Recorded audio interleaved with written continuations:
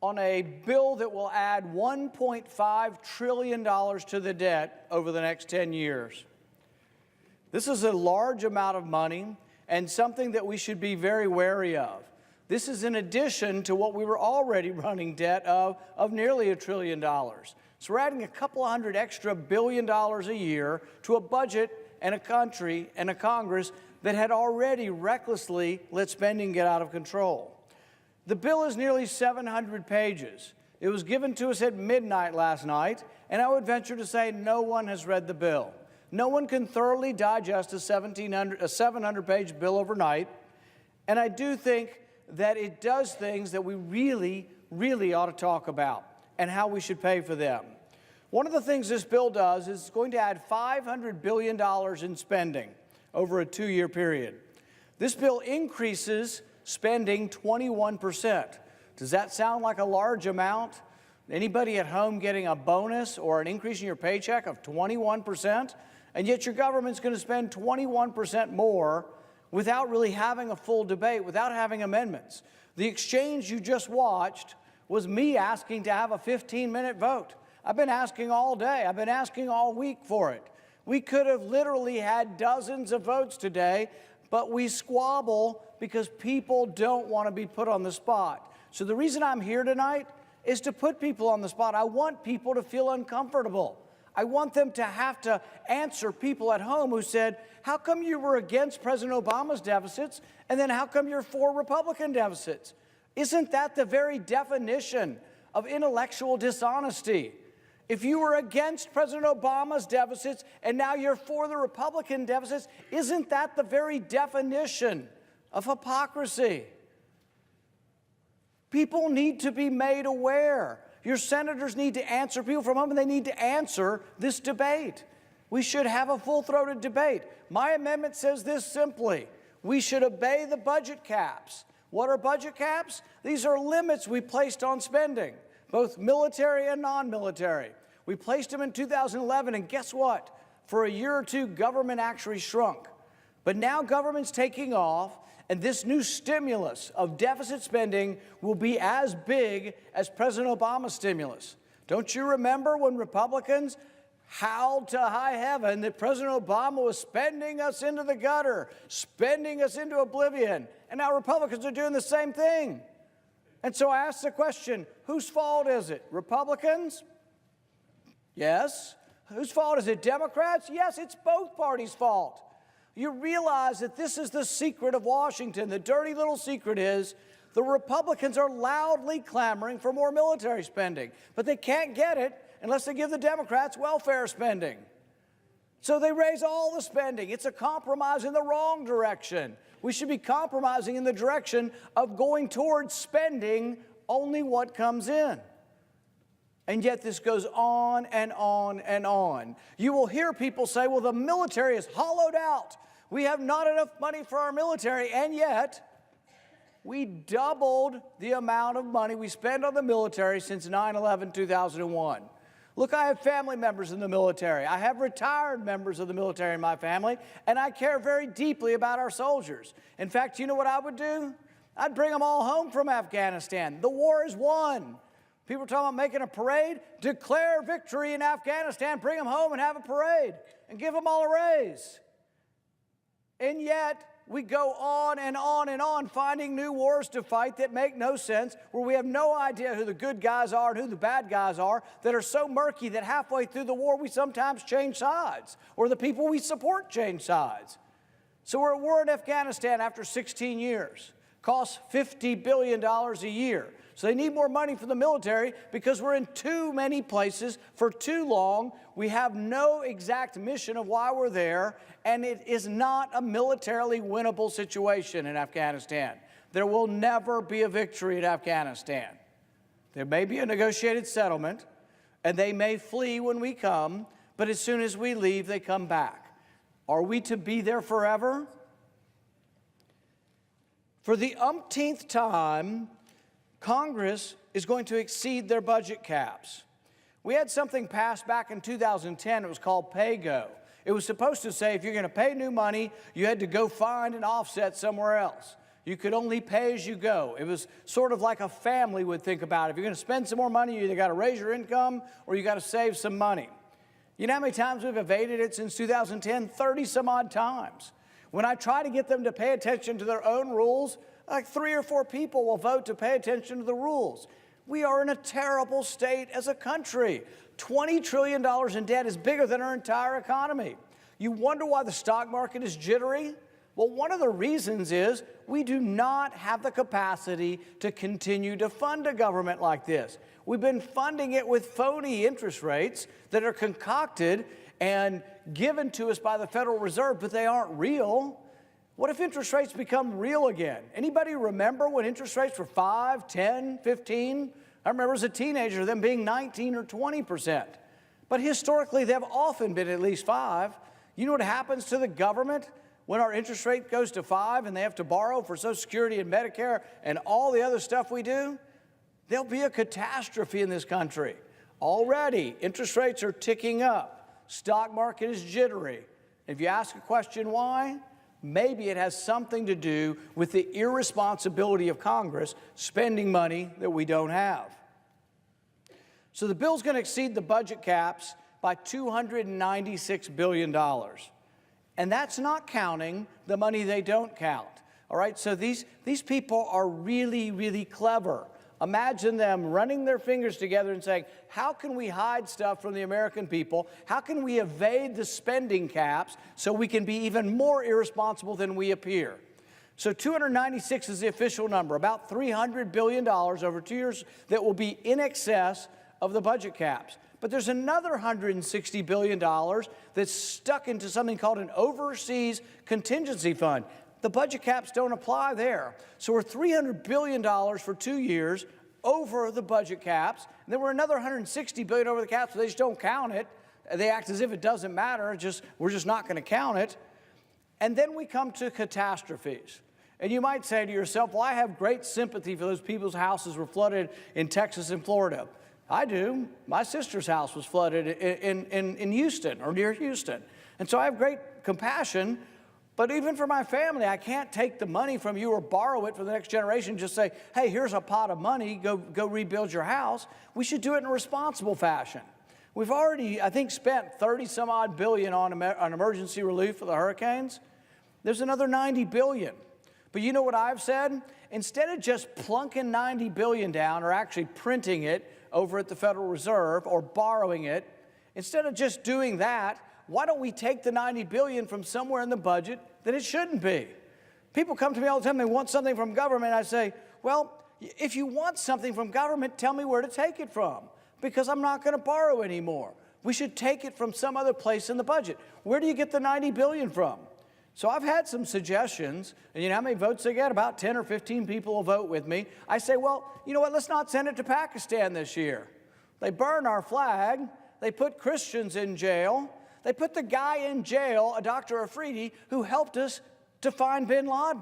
We finally got bin Laden. He'd been living high on the hog in the middle of a town, a mile or two from a military academy. Everybody probably knew he was there in the Pakistani government, and he lived uninterrupted. We finally got him when a guy named Dr. Shakil Afridi gave us information. You know what Pakistan did to this doctor? He's in jail for 33 years. You know what they did with a Christian by the name of Asia Bibi? Pakistan has her on death row. She went to the well in a small village to draw water. And as she was drawing water, the women of the village began stoning her and beating her with sticks as she lay on the ground bleeding, and everybody watched and gawked as she lay on the ground bleeding.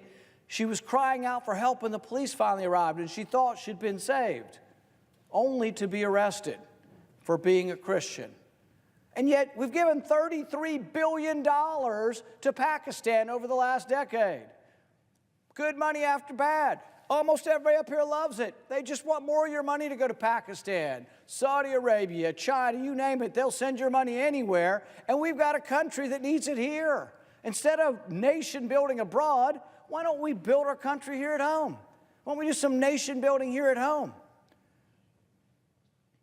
So we have $90 billion that we need for emergency relief.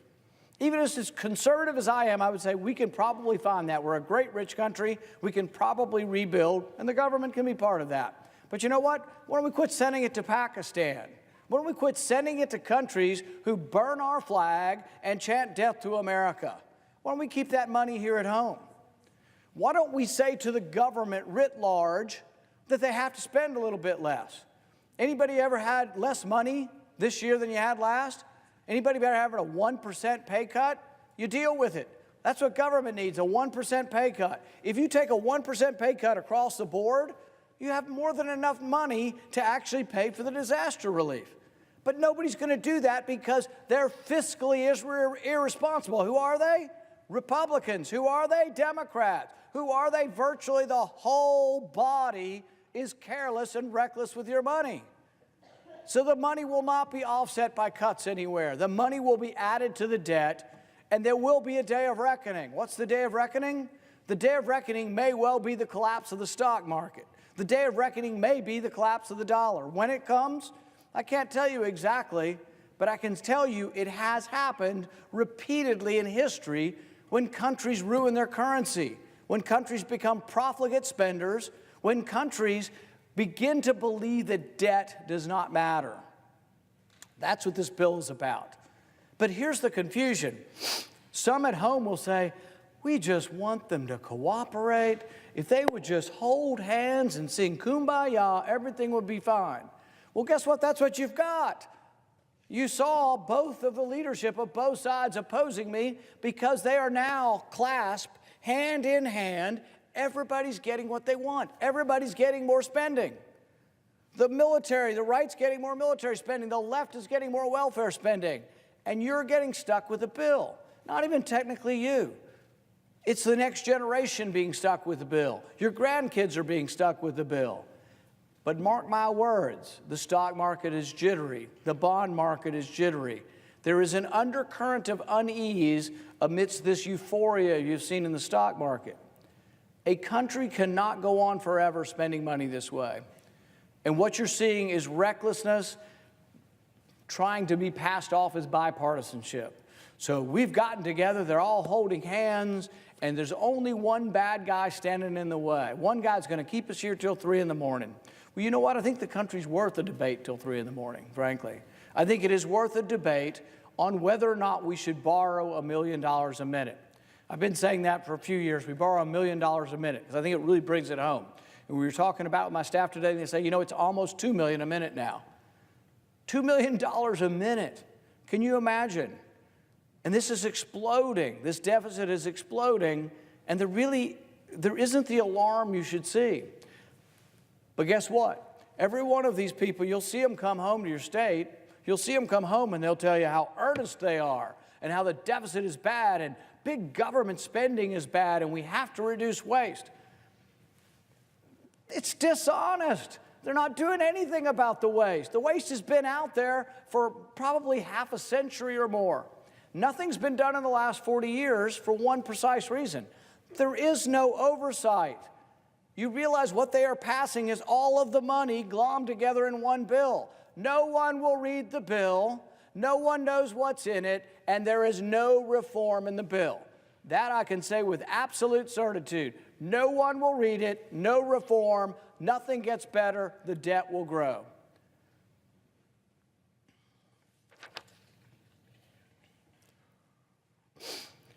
When the Democrats are in power, Republicans appear to be the conservative party. But when Republicans are in power, it seems there is no conservative party. You see, opposition seems to bring people together and they know what they're not for, but then they get in power and they decide, we're just going to spend that money too. We're going to send that money to our friends this time.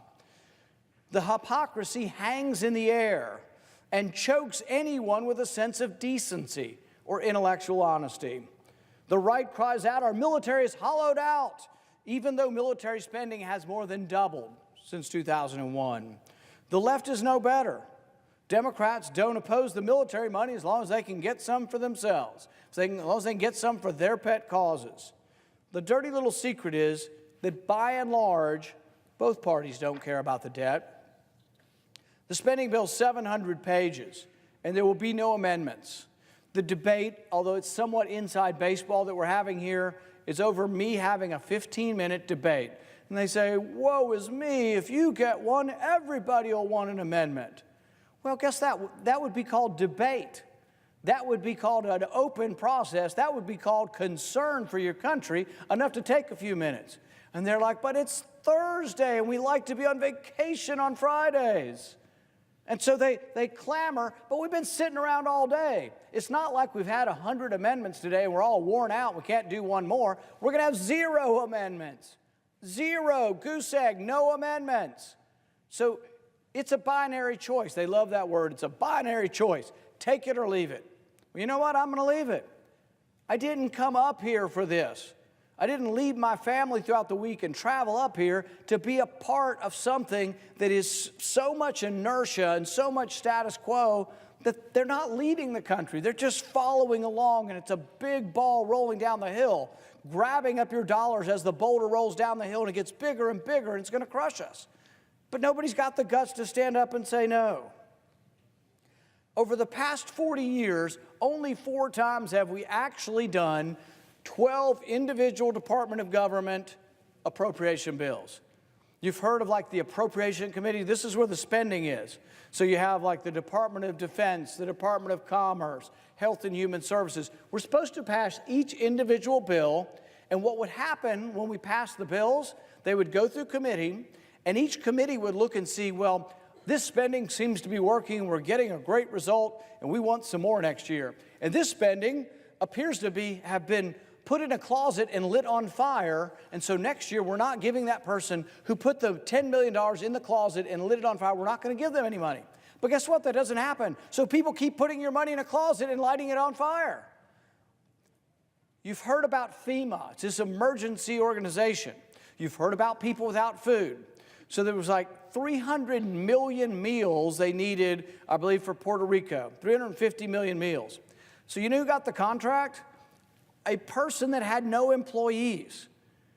Now raise your hand, you're not allowed to actually, but let's say raise your hand in a figurative way if you think it's a good idea to give a contract for 350 million meals to someone who has no employees, who's not already in this business. They just know how to fill out the forms in the federal government to trick us into giving the contract.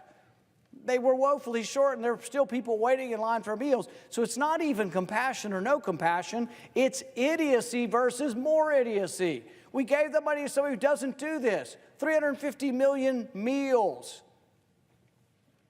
So over the past 40 years, 4 times have we actually done the right thing. Passed 12 individual appropriation bills, bundle them together, have a budget, and try to do the right thing. You know, there's no guarantee that everybody will be wise in their spending, but it's got to be better. It can't be worse. What do we do instead? It's called a continuing resolution. We glom all the bills together in one bill, like we've done tonight, Republicans and Democrats clasping hands, and nobody's going to look at it. Nobody's going to reform the spending. As a consequence, wasteful spending is riddled throughout your government. Only 4 times in 40 years have we done the appropriation process the way we're supposed to. Recently, they did a Pentagon study. It's the beginning of an audit, and they audited a part of the Pentagon.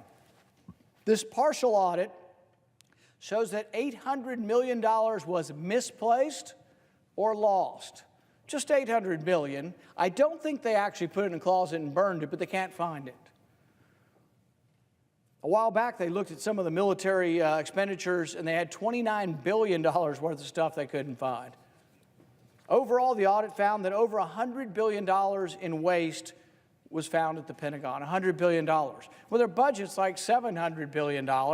So, you know, we're talking about a significant, over a 10%, problem with figuring out waste. But it doesn't get any better because we don't vote on all these things individually, and we don't parse out the difference. I'll give you another example.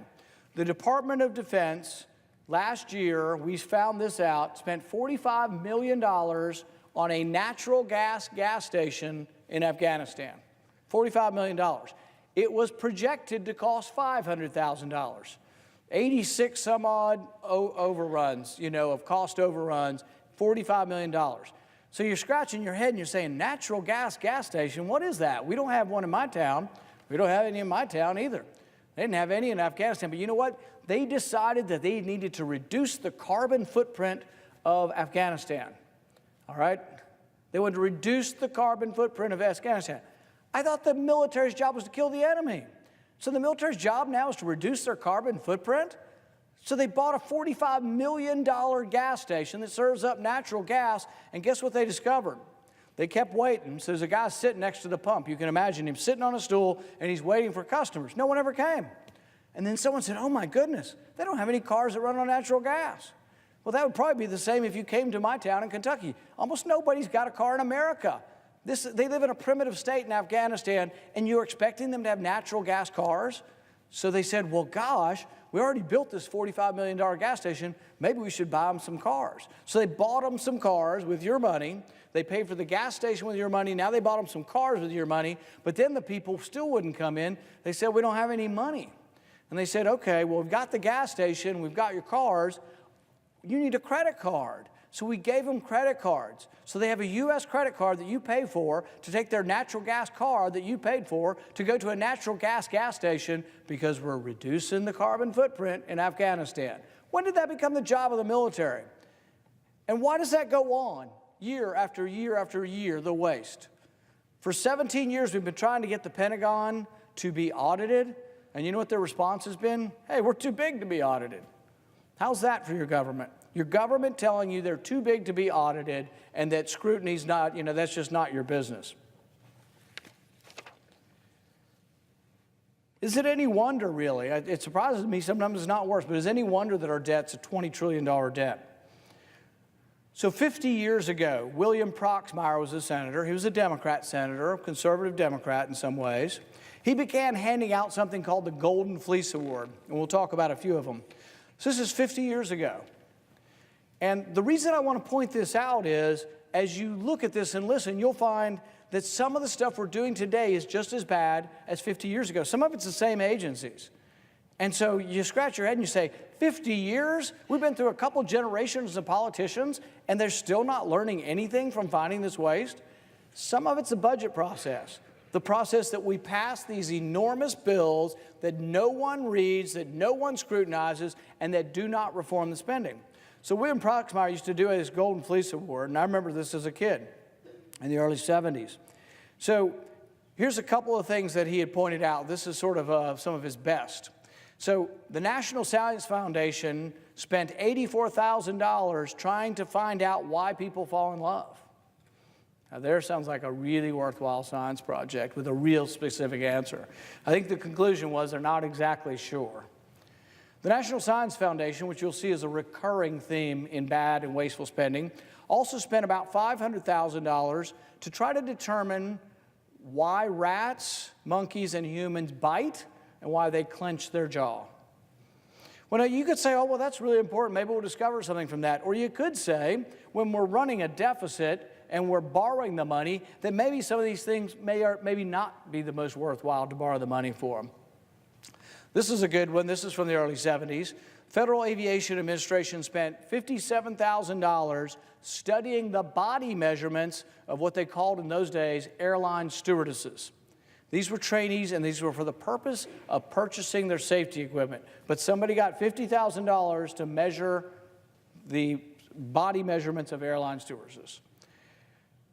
Administrators of the Federal Energy Administration, this is still from William Proxmire 50 years ago, spent millions of dollars to find out if drunk fish are more aggressive than sober fish. I'm not going to tell you the answer. I'm going to let you ponder that one.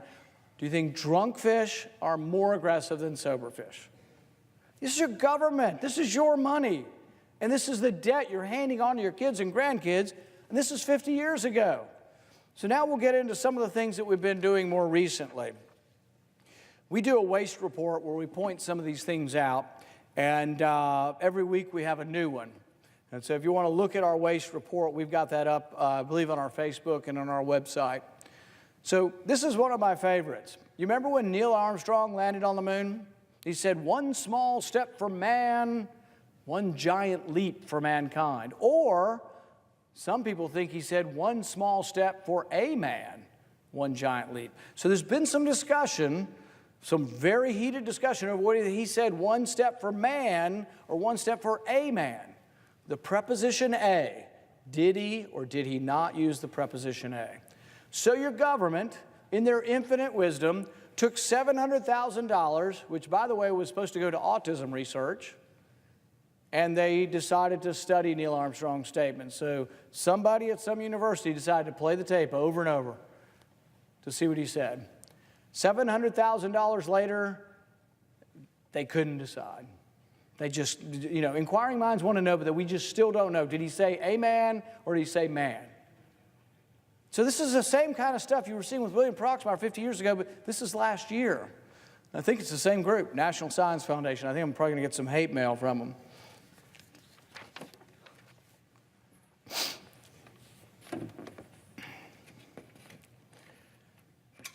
So this is $850,000, and we call this one the game of waste. This was spent, and you think when we're spending money in Afghanistan, well, surely it's to kill the enemy.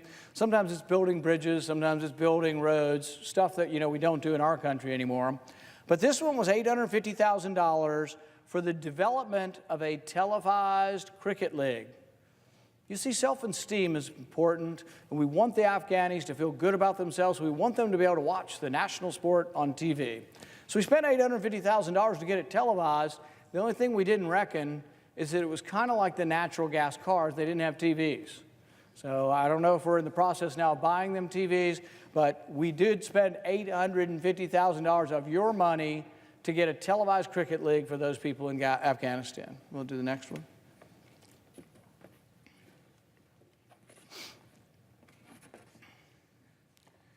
So this is a good one. Everybody likes to take a selfie, right? Everybody's had it. If you don't do them, your kids will do them with them, your grandkids will do them with them. This was a study of $500,000 to tell if taking selfies makes you happy. Whether you're smiling or you're frowning and you look at yourself in the picture, does it make you happy? Now, inquiring minds want to know. And if you want to study that, good for you. Go get somebody to voluntarily give you some money to study that, all right? And I really would like to watch you going around the neighborhood, knocking on doors, asking for money to study whether selfies make you happy, okay? This stuff has been going on for 40 years. Why don't we root this out and stop it? Well, one, they'll come to you all high and mighty and they'll say, but sir, it is science and you are just a lay person and don't understand how important selfies could be, and you aren't qualified to talk about selfies because you don't know about happiness. We have experts in happiness that can tell that we could make the world happy again. We could all be happy if we had more selfies. And so it goes on. They give us this scientific mumbo-jumbo that somehow we're not smart enough to have common sense enough to know what we should be spending money on. But this goes on decade after decade.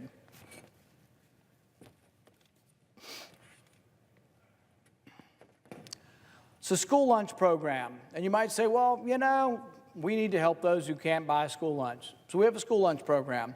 Except for what we discovered was $158 million was given, federal money, to a Los Angeles school district. And it turns out they were buying things other than lunches because nobody was watching them. Nobody was auditing the program. Nobody was doing the individual appropriation bills. They were passing class pans together, continuing resolutions where nobody looks at it. 700 pages and nobody reads it. And when nobody reads it, they buy sprinklers and buy things for themselves, new televisions for the faculty to watch. $158 million that was not spent on school lunches but was wasted and spent on other items.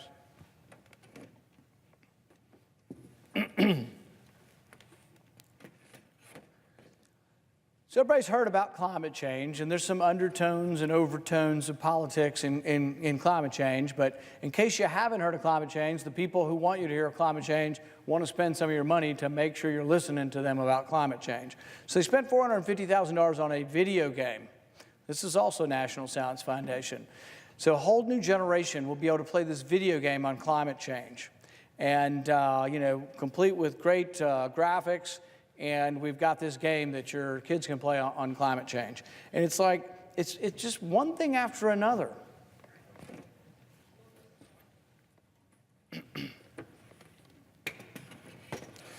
All right, you may have been on this one if you're in Washington. This one we call a streetcar named Waste. There's a streetcar over here a few blocks on H Street, and they spent $1.6 million on it. I think they had already spent more on it before that, but they spent an additional, it goes a mile. It goes from nowhere to nowhere. And you get on and there's nobody on it. and it just cost a fortune. You could walk from one end to the other in about the same time it takes you to go on the subway or on this tramway. And so, but you know, $1.6 million. And you have to ask yourself, when you see this government spending, would you give money to this? And I ask this question often when I'm home. I ask people, if you had $100 you were going to give because you wanted to help people, would you give it to the Salvation Army or the federal government that spends $1.6 million on a streetcar that goes from nowhere to nowhere and no one rides?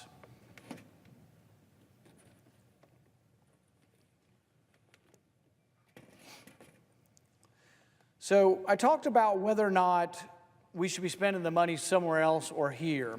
This is $250,000 that was spent on bringing 24 kids from Pakistan to space camp and to Dollywood. And you can say, well, that's good relations. Now we're going to have good relations with Pakistan. They're no longer going to kill Christians, put them in jail, or burn our flag. Maybe, and I'm not against interaction. And in fact, if this were some kind of privately funded group that wanted to have some money to have interaction between us and Pakistan, I'd probably be all for it. But first, the price tag's a little scary to me, $250,000 for 24 kids. But then I also think I represent a lot of people in Kentucky who don't have the money to drive down to Huntsville and go to space camp with their kids. So really, should we not sort of readjust our priorities and start thinking, you know, do we need to take care of ours at home here before we start shipping our money overseas? Or do we really need to think about, can we afford to just keep borrowing money for projects like this?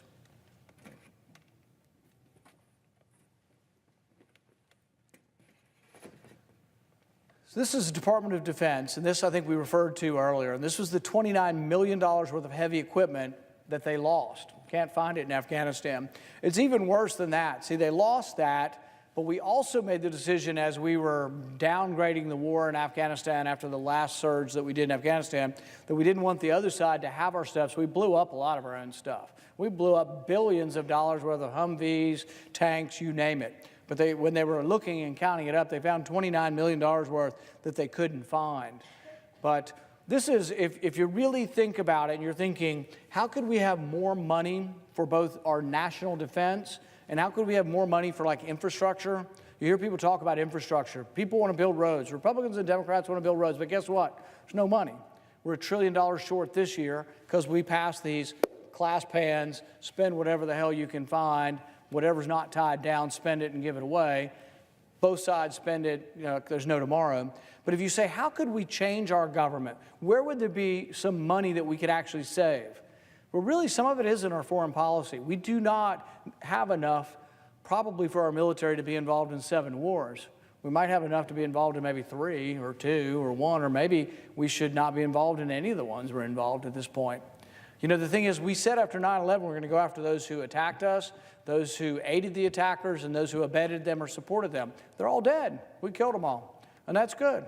We should declare victory and come home from Afghanistan, because right now we're over there nation building. Why do we have trouble with nation building? I'll give you a story from a Navy SEAL I met a couple years ago. He'd been in 19 years. He was a tough guy, like they all are, and he said, you know what? We can go anywhere. We can kill any of our enemies. We can do whatever you ask us to do. But he said the mistake is when the politicians tell us to plant the flag and create a country.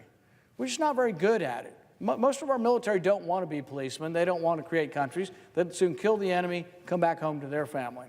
But we kill the enemy, and then we stay, and we stay, and we stay, and we build them schools, we build them roads. I mean, there are some schools that have been built 4 or 5 times and blown up 4 or 5 times by the Taliban. It's terrible that the Taliban doesn't want girls to go to school. It's terrible that the Taliban would do this. But don't the people who live there have some responsibility after we've given them $1 trillion to do something for themselves? And will people do something for themselves if you keep doing it for them? So really, there has to come a time when we come home. We spend $50 billion a year in Afghanistan. Our mission's over and we should come home. It's $50 billion a year that could be spent on infrastructure if you wanted to do that, or in maybe not having $1 trillion debt next year or deficit next year. We're in a bunch of different places, though. When the soldiers were killed in Niger not too long ago, or Niger, a country in Africa, many people didn't even know where the country was, much less that we had 800 troops there. You say, well, it's only 800, it's not that many. Well, the problem is 800 sometimes becomes 8,000 and sometimes then becomes 80,000. Because we get in the middle of a civil war and some of our guys get killed, we're like, well, gosh, we got to do more, not less. And nobody wants to come home after people have been killed. They want to go in and punish the enemy. But I don't know who the good people are in Niger, or who the bad people are, and what they're fighting about. And so I think sometimes it's very unclear who the good guys and bad guys are. We've been involved in the Syrian civil war for a long time, and we aided a group of people that many up here called the moderate Syrian rebels. Well, it turns out the moderate Syrian rebels were jihadists often. They hated Israel. The only people they didn't hate about as much as Israel was us. We gave anti-tank weapons to one group, and the leader of the group, within a week of getting our anti-tank weapons, said, you know, we want them to fight ISIS. They said, the hell with ISIS. We want to attack Assad. When we're done with Assad, we want to attack Israel and get the Golan Heights back. These are the people we're giving weapons to. We poured hundreds of tons of weapons in there with Qatar, a lot of our weapons and a lot of our dollars running through Qatar, you know, running through United Arab Emirates, running through Saudi Arabia, just pour it in there. But a lot of them wound up in the wrong hands. We kept supporting these moderate fighters that didn't fight. We spent $250 million training 10 of them. We trained 10 fighters for $250 million. We sent them into battle, and they were captured in the first 30 minutes. But then guess what happened recently? And I will give President Trump some credit for this. They decided to ally with whoever was fighting the best over there, and it turned out the Kurds were. Both the Syrian Kurds and the Kurds that live in Iraq, and they did fight. But now, you know, the question is, oh, now Turkey's unhappy with that, so we're going to throw the Kurds under the bus in favor of Turkey, that has a leader that really has no use for us at this point either. It's very, very confusing who the enemy is and who our friends are over there. But it's also very, very expensive. I think we have to defend ourselves, and we may occasionally have to attack the enemy overseas. But the thing is if we go and stay for decade after decade, you know, in Iraq, they said, oh, we didn't stay long enough. How long's long enough? 100 years, 200 years, forever? They don't see us, you know, we said they're going to treat us as liberators. They kind of see us as occupiers. Afghanistan has hated every country that's ever come in there. They didn't like the Russians occupying them. They didn't like the British occupying them. They don't like us there. There was a movie with a depiction of this scene not too long ago, and they were in a village, and they just freed the village, and the general was telling them how you are free, or you're free, and the elders of the village gathered and said, will you leave now? Because they realized that wasn't the end, and that eventually the Americans would leave. When they left, the Taliban would come back. And we just have to rethink, are we going to be at war forever? Can we afford it? And maybe do we have to think about maybe whether or not we should do some nation building here at home and not always abroad? We have to think about the unintended consequences of what we do as well. And I'll give you an example of that. We just recently signed a deal to give Saudi Arabia over $350 billion worth of military equipment. Currently, Saudi Arabia is using that equipment to encircle and blockade a country next to them, Yemen. Yemen's a very poor country. They import about 80% of their food. They're one of the poorest countries on the planet, and currently 17 million people live on the edge of starvation. But people have convinced themselves that, well, there's some Shia that are supported by Iran, and we don't want Iran there, so we got to support the Sunnis. Does anybody remember who attacked us on 9/11? It wasn't the Shias, it was the Sunnis. Most of the radical jihadists and the ones that have been trying to get into our country, in fact, I don't know of any Shia terrorists that have been here, to tell you the truth. We've had plenty of Sunni terrorists. 16 out of the 19 hijackers were from Saudi Arabia. We just released documents last year, the missing pages from the Saudi Arabia investigation with 9/11 Commission, that shows that there's a possibility they were complicit in those things. They're not exactly a free country. They're a monarchy that is actually having power consume and concentrate in one person's hands more and more. So we have to decide, what wars do we need to be involved in? Our founders were very clear about this. Our founders didn't like war, by the way. Our founders had seen virtually perpetual war in Europe. Everybody was always fighting somebody, and went on even after the founding of our country. Cousins were fighting cousins, fathers fighting brothers, brothers fighting brothers. Everybody was related. All the royal families of Europe were related. They're always fighting with each other. Of course, they didn't do the fighting. They sent the common man to do the fighting. So when we got to our country, we said, we've got these oceans, enough of that, we want less war. So one of the things they included in the Constitution was this. They included in the Constitution a very specific provision that said when we go to war, we have to declare war, and it has to be passed by Congress. So there was a debate over whether that power should be in Congress or should be in the hands of the president. And Madison said this. He said that the executive, the president, is the branch most prone to war. Therefore, with studied care, we gave that power to the legislature. So war is supposed to be determined by us, and ultimately us as representatives of you. It doesn't happen that way, and it hasn't happened that way for a long time. Why are we at war in 7 different places? We don't vote on it. We haven't voted on anything really since the proclamation for the Iraq War, which I think was a mistake, but we at least voted on it back in 2002. We voted in 2001 to go into Afghanistan after those who attacked us. We haven't voted on anything since. They say, oh, the 2001 proclamation gives us the power to go anywhere, because these people could somehow tangentially, most of the people we're fighting now weren't even born and have nothing to do with 9/11 and nothing to do with Afghanistan, and yet we're in perpetual war and we haven't voted on it. So once again, it's the process that's broken, like the budget. So we have extraordinary waste, and your money gets burned and put in a closet and thrown down a waste hole because we don't do the right process of following your money. And war is somewhat the same way. We get involved in war in too many places because we don't have a vigorous debate.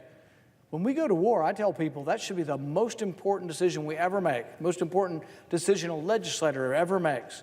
This should be a profound, moral, personal decision, as if your kids are going or as if you are going. And it should be a heartfelt debate, and everybody should speak out, and we should try to figure out whether it's right to go to war. And interestingly, when we've been attacked, we've been nearly unanimous. When we were attacked at Pearl Harbor, they voted, and I think one person opposed it in Congress, and everybody else voted for it. When we were attacked on 9/11, same thing. And I would have voted for that response. We should have responded. It was the right thing.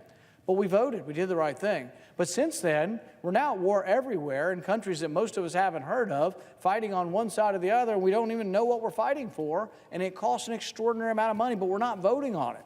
Maybe if we did the right thing, maybe if, like appropriations, we passed the appropriation bills, maybe if war, we voted on it, we wouldn't be in so many places. But they're all interconnected because they're interconnected to the shortness that we have in money. The last thing I'll get to is something called the debt ceiling. The debt ceiling is something that has been a limitation on how much we spend, and we have to vote on it, and it's an unpleasant vote. And so they try to either do it for a long period of time or try to stretch it beyond elections. So this bill, the 700-page bill that no one read, that will continue all the spending and will not reform your government and is irresponsible, the one we will pass later tonight, that 700-page bill also allows the debt ceiling to go up.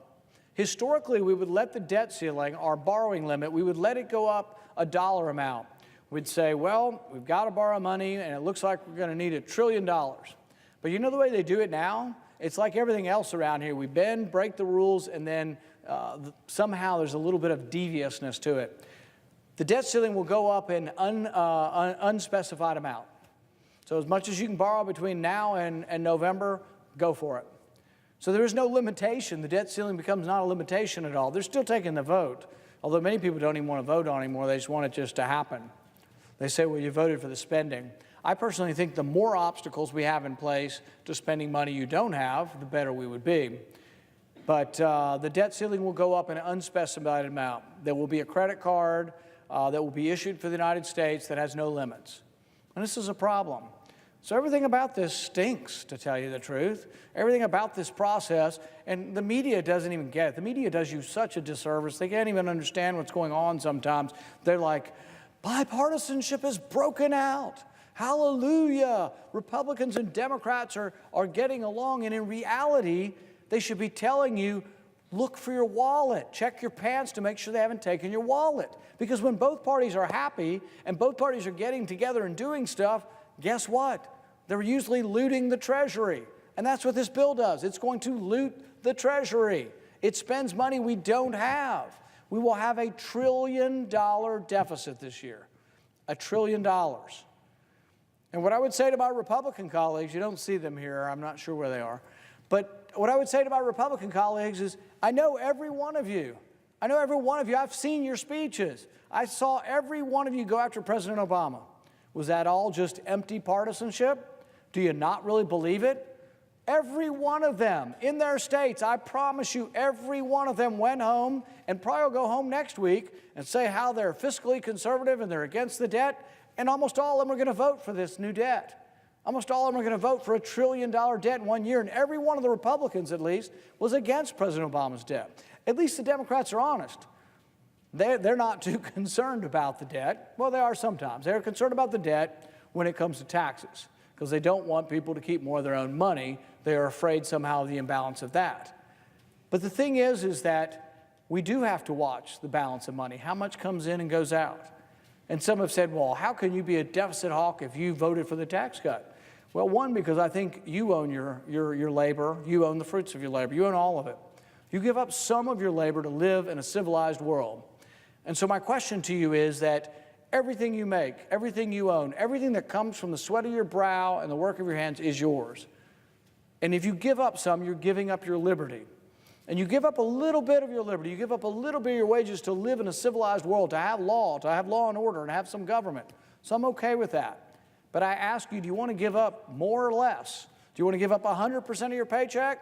Or do you want to give up 10% of your paycheck? We should always be about minimizing government. So taxes really are about how much of your liberty you get to keep, how much of the liberty to continue spending your own money. And the other side of the ledger is the spending. Are we going to have some government spending? Yes. The Constitution laid out very specific requirements for what was allowed to do. Article 1, Section 8 says what Congress can do, and they're very few and limited.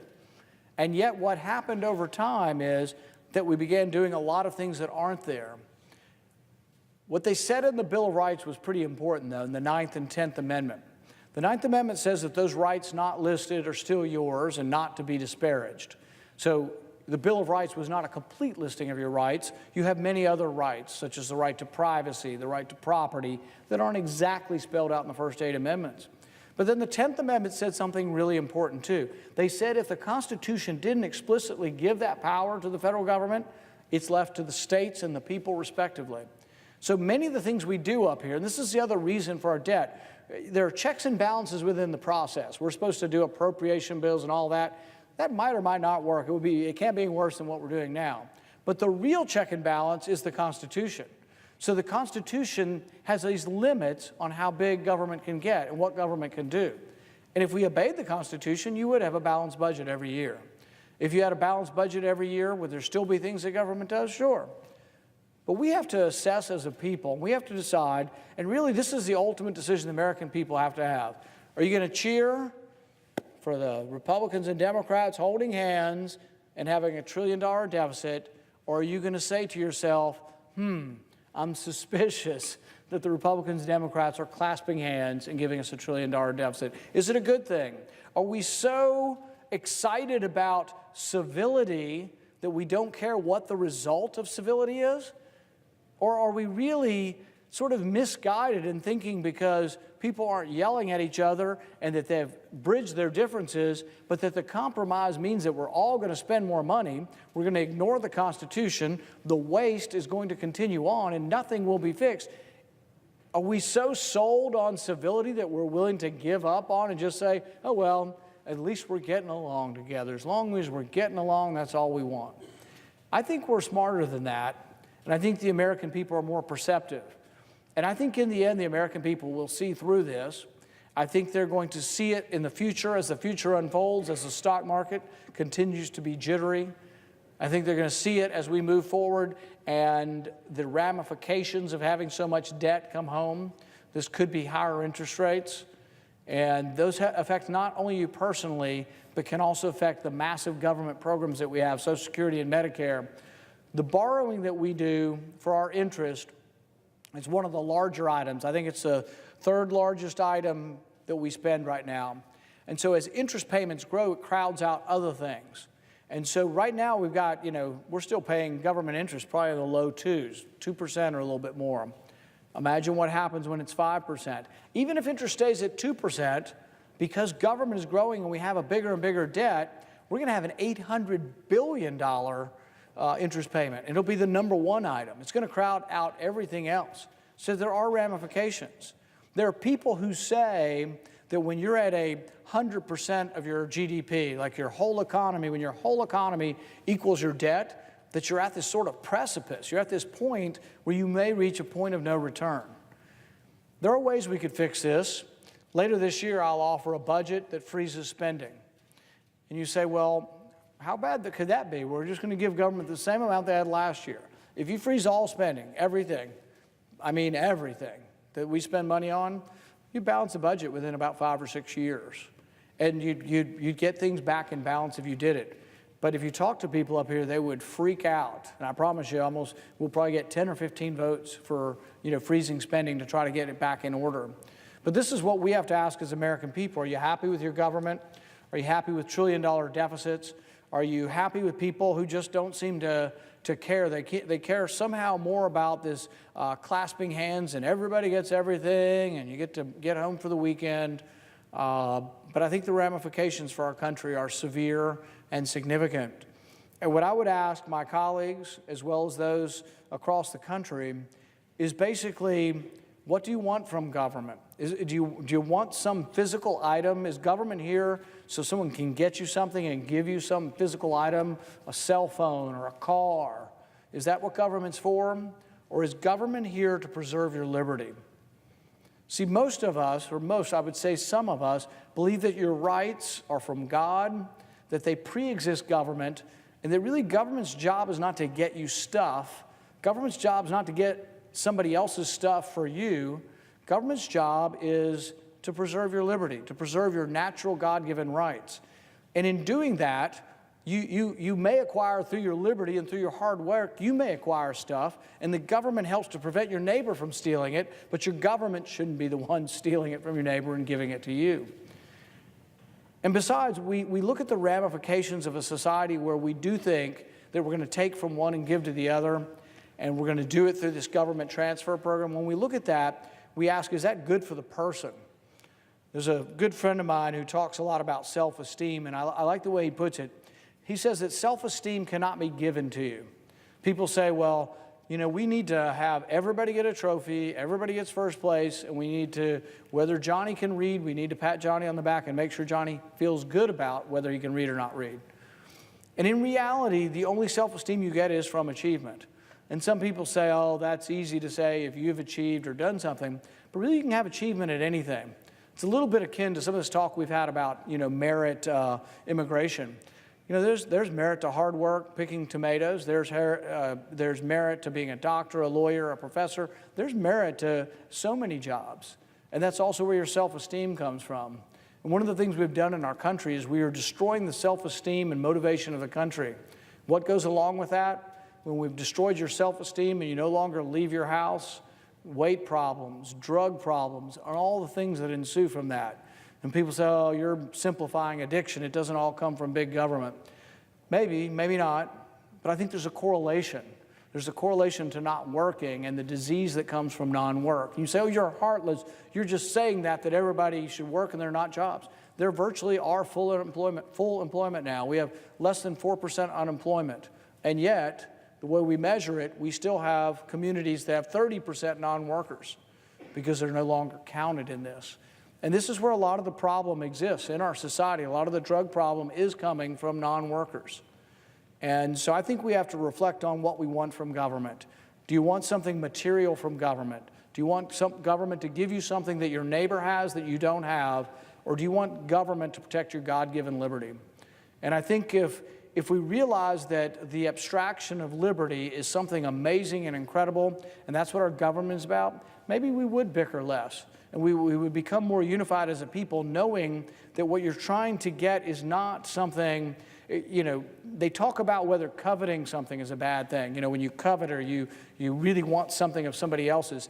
Some of it's because it's somebody else's, but some of it's wrong about it, but some of it's because it's a material thing you want, instead of sort of the freedom to search and seek out through work and through life and through art and through literature, your own bit of self-esteem. And I think if we knew what government was about and we recognized the true function of government, we wouldn't be in this state. But I can tell you that I'm very, very saddened by where we are. I'm saddened mostly by the debate on my side. I have disagreements with the other side, but I know where they are as far as these are concerned. I'm saddened on my side that many people who give lip service to believing and saying when they're at home they are fiscal conservatives will vote for a bill that adds $1 trillion to the debt. And I think really, if we were honest with ourselves, we would say no. And people say, well, the government was shut down. I don't want the government to shut down. I think it's a dumb idea. In fact, I proposed legislation called the Government Shutdown Protection Act. What my legislation would do is this. You have a year to do your appropriation bills. There's 12 different units of government, and it's your job. That's what you're supposed to do. And we say, well, how do we make these people do their job if they won't do their job? So what we say is over that 12-month period, we say, well, if you don't do your job, government will continue spending, but government will continue spending 1% less. So government would go on spending 99% of what they spent the last year, but every 90 days would take 1% more from government until the people in government decide to do their job. I see some members of the House, they did their job last year. They passed all 12 appropriation bills. And yet the Senate, I think we finally in the end passed one 4 or 5 months into the fiscal year. So I think if you looked at it that way and you said, how can we convince Congress to do its job? That's part of the answer, is passing the individual appropriation bills, but also evaluating them for waste and being concerned with waste. But probably equally important is understanding that the function of government, the powers of government are few, defined, and limited. And that was a big thing that Madison talked about. And when you read the Federalist Papers, he's talking about how there are very specific functions of government. Government wasn't supposed to do everything. There's nothing in the Constitution about education. You say, oh my God, he would get the federal government out of the education system. Absolutely. Get them completely out. The Constitution said nothing about them being in, and we don't have the money for it, and the state governments are better at it. Doesn't say the state government can't be involved, but the federal government shouldn't be involved at all in education. We took on a responsibility that wasn't in the Constitution. We don't pay for it, and as a consequence, our government gets bigger and bigger.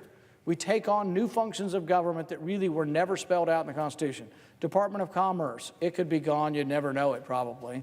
But it could be gone. You save $35 billion in it. Most of its functions are not in the Constitution. But see, we have to have some of that debate over what is the proper role, what is the constitutional role, and how would we have that debate if we're not allowed to amend the bill, if we're given a 700-page bill the night before, nobody reads it, and they say, well, it's done. It's a binary choice, their favorite word, binary choice. Take it or leave it. Well, I'm leaving it. I'll have nothing to do with adding $1 trillion debt. I could not go home and look my wife in the face. I could not go home and look my friends in the face. I could not go home and look for anybody that voted for me and look them in the face and say, oh yeah, you know, old President Obama, he was terrible. $1 trillion deficits as far as the eye could see. Oh, but the Republican deficits, they're not quite as bad because they're just $1 trillion. See, that's what we're doing here. The Republican side is telling America $1 trillion deficits are bad when they're Democrats, but they're okay when they're Republicans. So they're telling you deficits are, you know, they're bad when the other guys do it, but they're not so bad when we do it. This is the height of hypocrisy. And this is sort of maybe the uncomfortableness that this debate engenders. And having this uncomfortableness is maybe why we don't want to have amendments. It's sort of backfiring because I'm going to talk about this for quite a while. And we're going to vote at 3 in the morning because they wouldn't let me have a vote during the day. And I probably won't get a vote. But I think it's sort of misguided. We should have had 20 votes. There are votes the Democrats wanted that I probably disagree with and probably would have voted no on. But I would have voted to let them have amendments. This is a big deal. This is our spending. You know, this is what the Congress is supposed to do, is assess our spending and how much we do, and yet we're not going to have amendments to it. It's pre-decided by some secret cabal of leadership from both sides who have now clasped hands to say, we have won, the country has won, we now have $1 trillion deficit this year. The American people are losing by this. And so I think we have to figure out a better way. We have to figure out a way where we do our job, which is each of the individual appropriation bills.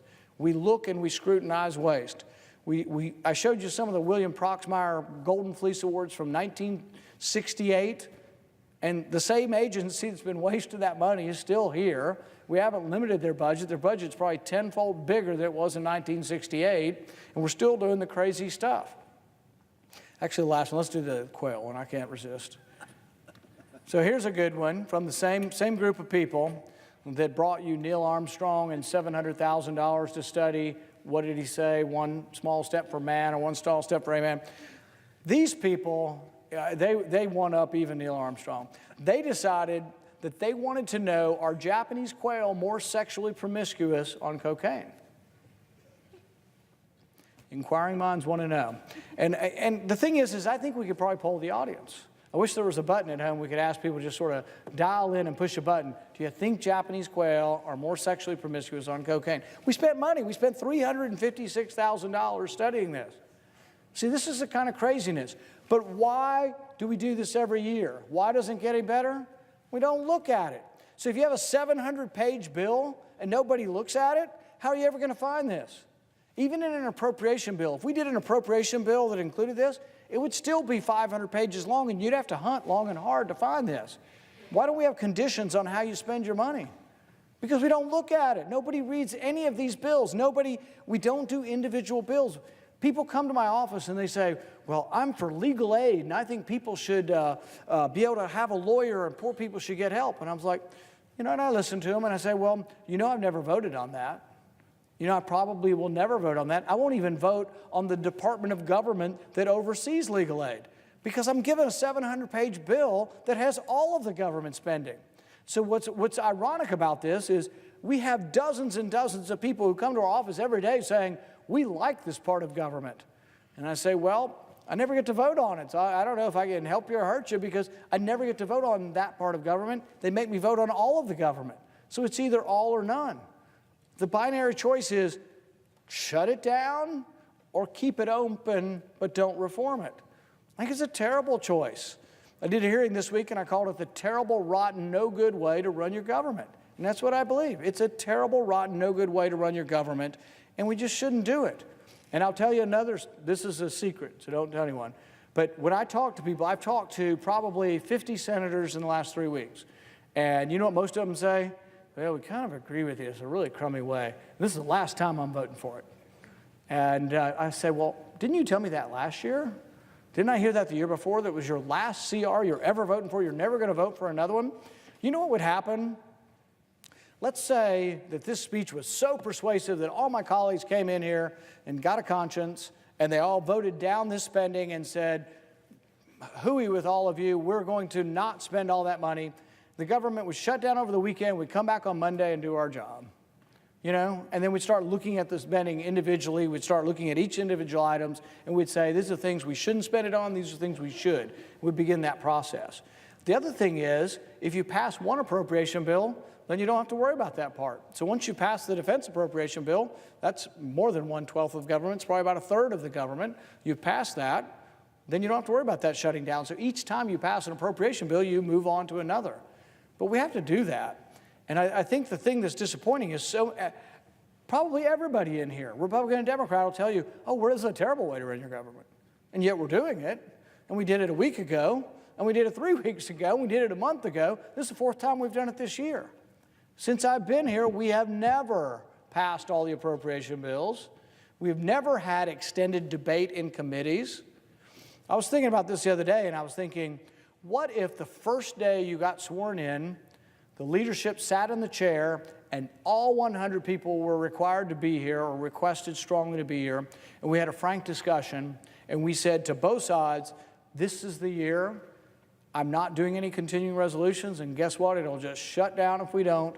But we're going to do our job, and in the first 3 months of the fiscal year, we're going to have hearings. And the main job of the hearings will be to both authorize and appropriate the money. 3 months for each committee. That'd be a pretty long time, actually. And then maybe you spend a whole week or 2 weeks in the committee with amendments, with specific things like, we've decided this year not to study what cocaine does for Japanese quail. So this would be the year we finally stop doing that. And you'd have that debate, and you'd have 3 months on committees, and then you'd have 9 months left to do the spending bills. And then you'd say, if you were gathered and sitting in the chair, you'd say to everyone, this is the way we're going to do it. And then each appropriation bill, we're going to take 3 weeks on the floor to do them. 3 weeks. We're not going to putter around, obfuscate, and not have any amendments until, this is what we're doing. We're getting, and the one reason we're going to send this over to the House at midnight is we're hoping they're too tired to vote no. So we're going to send it over late tonight, or 3 in the morning maybe when it's going to be sent over, but it's purposefully done. We don't do amendments. We don't do anything in a timely fashion. We wait around to the very end. In the very end, we're trying to wear people out so there isn't sufficient energy to really scrutinize your government and its spending. We've had all week. We could have done this. But let's say you did committee hearings for 3 months, and then for 9 months, the rest of the fiscal year, you did your appropriation bills, and you spent 2 or 3 weeks on the floor, and you let people bring amendments. My First Amendment would be bringing that the National Science Foundation is no longer able to do most of the stuff they do. And the only way you do this is you'd have to give them less money. Maybe half as much, I don't know, 25% of what they get. I mean, a lot less, because they're spending a lot of it on things they shouldn't be doing. But this goes throughout government. We have the same debate all the time. We had this debate with the post office. They were losing $1 billion a quarter. That's quite a bit of money. And then they came before our committee and they said, well, we need to pay them sufficiently. You can't have good quality people unless you pay them. So they wanted to pay the top guy like $1 million, $1.5 million. And I said, well, to keep talent, to keep quality, how much talent does it take to lose $1 billion a quarter? It's like, I'll do it for less than that, but I can lose $500 million, for $500,000 a year. I mean, it's the ridiculous notion of government. And sometimes I wonder, I think, are the people in government, or is government inherently stupid or populated by people who are inherently stupid? And I don't think so. I think there are well-meaning people in government. So they're not inherently stupid, but they don't get any of the right and proper incentives. And so think about it in your life. If I were to ask you for $10,000 each, and I say, I've got this business proposition, will you give me $10,000? Were you going to think long and hard about what you had to do to get the $10,000? And if you give it to me, you're probably going to have a little pang inside, hoping you get it back and hoping I pay dividends to you and you get your money back. But it's really a heartfelt decision. It doesn't make it always the right decision, but it's a heartfelt decision, and you really, really struggle with every fiber of your being to make sure you made the right choice, even though it's not always going to be right. In government, imagine your city council person, $10,000. It's not their money. And then imagine that you go to state legislature and it's not $10,000, it's $2 million. Then imagine you get up here and it's now $2 billion or maybe $200 billion. It's not their money. And so when you look at government, you say, why is government so bad? Milton Friedman hit the nail on the head. Milton Friedman said, nobody spends somebody else's money as wisely as their own. That's the truth of it. And that's the way government is. So government will never be efficient because of the very nature of government. It's not an argument for no government, but it's an argument for minimizing how big government is. Government should never be involved in something that somebody else is already doing or that the private sector can do, because government will never be as efficient because nobody spends somebody else's money as wisely as their own. Until we recognize that, which actually goes hand in hand with what the founders thought. The founders thought that people ought to be left free to do most of the things themselves, and so they very significantly limited what the federal government was supposed to do. So as we move forward in this debate, and as we look at what can be done to bring back the greatness of this country, I think we do have to be worried about the debt we're accumulating. And my hope is that both sides of the aisle will look long and hard and say, this isn't the way we should run our government. And not just say this and say next time, but maybe say this time. Because I promise you, both sides of the aisle have told me this week. It's a terrible way to run government. Oh, you're exactly right. Continuing resolutions, putting all the spending in one bill and not reading it and having no analysis and not getting rid of the waste is a terrible way to run a government. But almost everybody who told me that this week is going to vote for it. So the only way this ever gets fixed is you've got to call these people and convince them that they need to do their job, which is do the individual appropriation bills. They need to pay attention to the Constitution, or frankly, you need new people. And so that's what the American people have decided. You need new people, or are you happy with them borrowing $1 trillion? I think it's completely and utterly irresponsible, and I think it's something that no American family would do. I don't care whether you're a Democrat or Republican or independent. No American family lives the way your government does. It's completely and utterly irresponsible. So as we look at this debate, my hope is that both sides will come together and say, enough's enough. This is the time. Tonight I say no. Thank you, Mr. President.